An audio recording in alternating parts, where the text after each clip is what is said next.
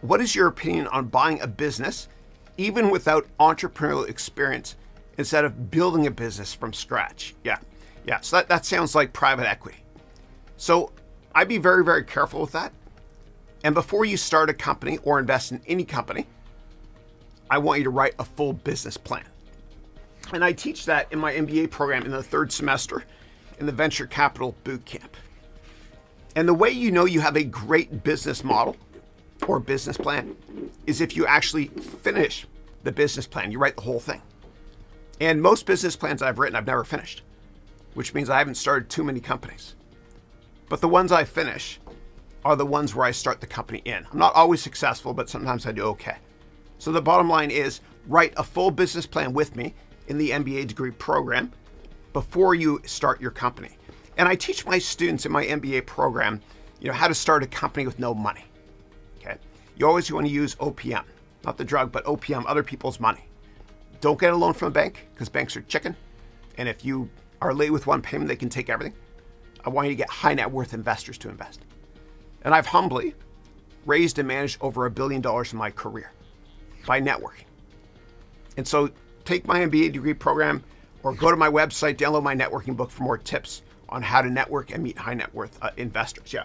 But when you start a company, I want you to be really, really careful about not producing a product. And if you are going to produce a product, I'll get to this in a second. If you are going to produce a product, sell it first. Kind of like what Michael Dell pioneered from his dorm room in Texas back in the 1980s, when he started taking orders for computers. Then he built them, and he collected interest on the cash he collected, and then he actually sold them. So this here is a cartridge that was buried in the middle of a desert in Arizona. What happened was, back in the 1980s, the video game sector imploded. And at the peak of the video game craze in the early 80s was after the movie E.T., the Atari Corporation released this game called E.T. And it was so bad. And they produced hundreds and hundreds and hundreds of thousands of these things. And nobody bought the game. It was terrible. My dad bought it for me for Christmas, my brother and I, Jamie. It was so awful. You were E.T. chasing around an M&M walking backwards. It was terrible. But Atari and the entire video game sector went belly up in the early 80s because of inventory concerns. Even Coleco, which stands for the Connecticut Leather Company.